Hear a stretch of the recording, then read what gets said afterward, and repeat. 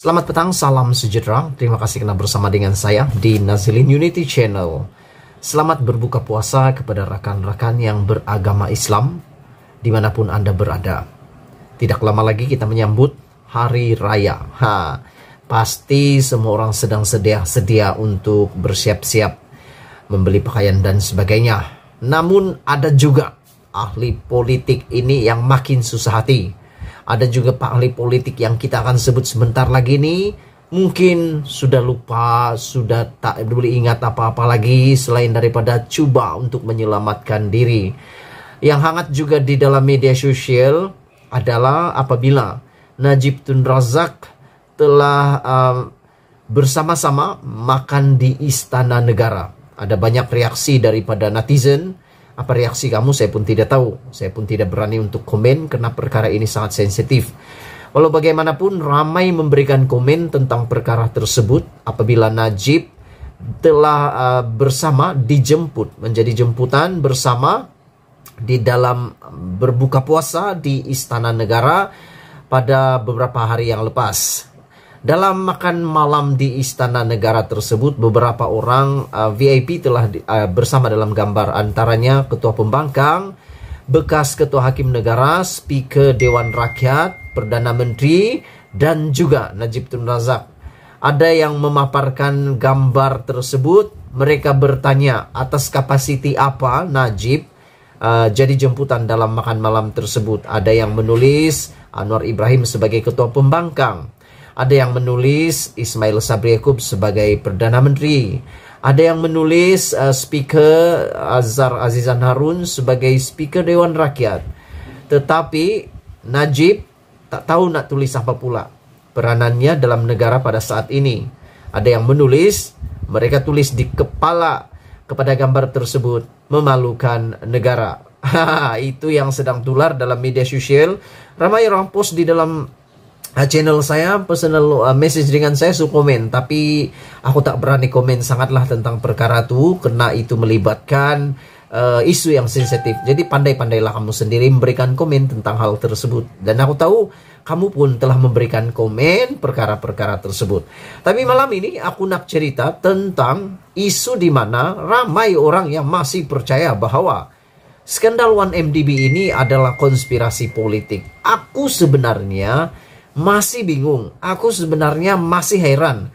Kenapa ramai rakyat Malaysia, bukan 1, 2, 3, 4, 5, 6, 7 orang, bukan 1000, bukan 2000, tapi boleh capai sampai juta orang yang percaya, masih percaya bahwa skandal 1MDB adalah konspirasi politik. Kalau benar ini konspirasi politik, itu tidak akan melibatkan negara-negara yang lain, apalagi sampai boleh dijatuhkan hukuman. Tapi daripada maklumat asal serta laporan media massa, tempatan dan antarabangsa, tidak kurang daripada 10 orang telah didapati bersalah terbabit dalam skandal 1MDB. Ada antara mereka sudah selesai menjalani hukuman penjara dan telah membayar denda.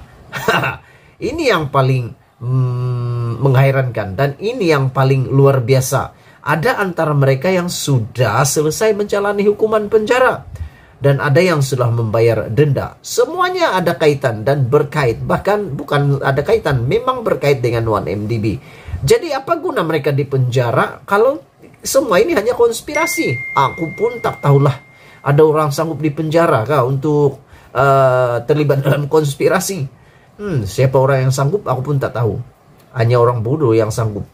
Adalah juga yang sudah didapati bersalah, dijatuhkan hukuman dan dalam peringkat akhir rayuan, seperti Muhammad Najib Abdul Razak. Walau bagaimanapun Najib Razak di dalam beliau telah dijatuhkan hukuman penjara 12 tahun dan denda 210 juta.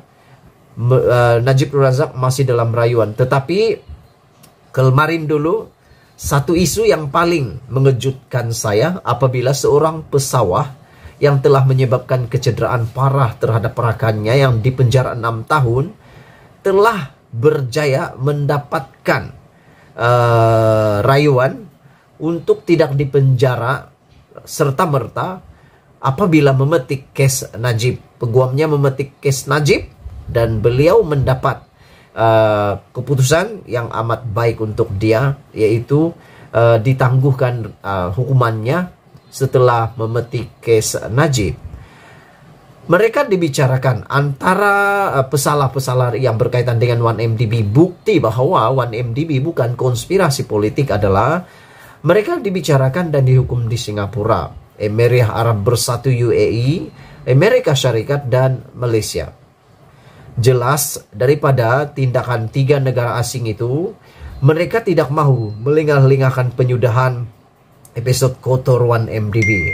Singapura membicarakan dan menghukum penjenayah kolar putih ini seawal tahun 2016. Ini sebelum jatuh dan tumbangnya Barisan Nasional 2018 tumbang, 2016 belum tumbang lagi.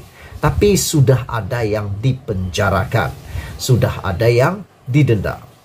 Kalau kita masih ingat, skandal ini bermula terdedah pada tahun 2013 apabila Jolo berbelanjasakan di Pulau Pinang ketika pilihan raya umum tahun itu. Di Malaysia yang berupa negara tuan rumah kepada 1MDB, perbicaraan masih berjalan. Berhati-hati mengulas, jangan sampai dituduh menghina mahkamah. Carian atas talian yang saya lakukan mendapati watak-watak berikut telah atau sedang dibicarakan, ditapati bersalah dan dihukum. Majoriti telah atau sedang menjalani hukuman penjara. Kalau ada yang tercicir, saya mohon maaf. Mereka adalah: pertama, Najib Tun Razak dalam rayuan di Mahkamah Persekutuan telah dijatuhkan hukuman penjara 72 tahun, akan jalani 12 tahun penjara dan denda 210 juta. Dia juga menghadapi beberapa kes lagi berkaitan 1MDB. Yo Jewe, bekas eksekutif bank BSI, dipenjara selama 54 bulan di Singapura. Yeo Yek Chi, bekas eksekutif bank BSI, dihukum juga penjara 18 bulan oleh Mahkamah Singapura. Waivoni Siah Yeo Fong, bekas eksekutif bank BSI, juga dihukum penjara 2 minggu oleh Mahkamah Singapura. Jan Strup Zengger, bekas pengurus Falcon Private Bank, EJ, juga dipenjarakan 28 minggu oleh Mahkamah Singapura. Kadem Al-Kubaisi, bekas ketua eksekutif International Petroleum Investment Corporation IPIC Abu Dhabi, dipenjarakan 15 tahun. Ini lebih panjang hukumannya daripada Najib. Dipenjara 15 tahun oleh Mahkamah Abu Dhabi pada 2019. Jadi bermaksud hari ini masih dipenjara. Muhammad Badawi Al-Hussein, warga negara Amerika Syarikat, bekas ketua eksekutif Abar Investment, dihukum penjara 10 tahun oleh Mahkamah Jenayah Abu Dhabi pada tahun 2019. Yang terkini, Raja Eng dan bekas eksekutif kanan Goldman Sachs di Malaysia didapati bersalah oleh Mahkamah Persekutuan Amerika dan berdepan kemungkinan penjara 30 tahun. Tim Lesner, bekas pengerusi Goldman Sachs di Asia Tenggara, mengaku bersalah di Amerika tapi belum dijatuhkan hukuman. Tam Kin Long, dikenali sebagai Fat Eric, orang kanan Jolo. Tahun lepas, Mahkamah Tinggi Kuala Lumpur memerintahkannya membayar hampir RM68 juta tunggakan cukai.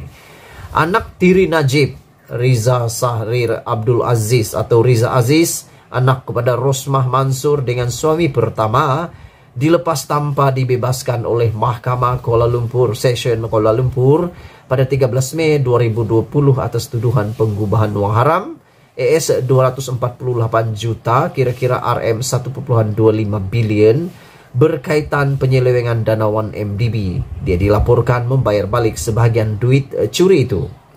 Persoalannya, apalagi yang kita nak kata kalau ada lagi manusia yang masih diperbodohkan dan percaya bahwa ini adalah konspirasi politik.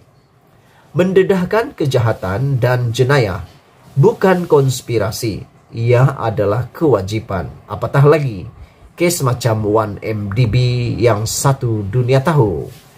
Jadi, Mereka yang percaya dengan teori konspirasi ini sama ada terencat pemikiran atau tertutup mata hati akibat percaya kepada mentera, mendram, sihir, daya, laskar cyber, dan termakan dedak. Ditulis oleh E. Kadir Jasin, tokoh wartawan negara. Sekian dulu untuk kali ini. Jangan lupa tinggalkan komen Anda, tekan butang subscribe, dan kita jumpa lagi. Bye-bye.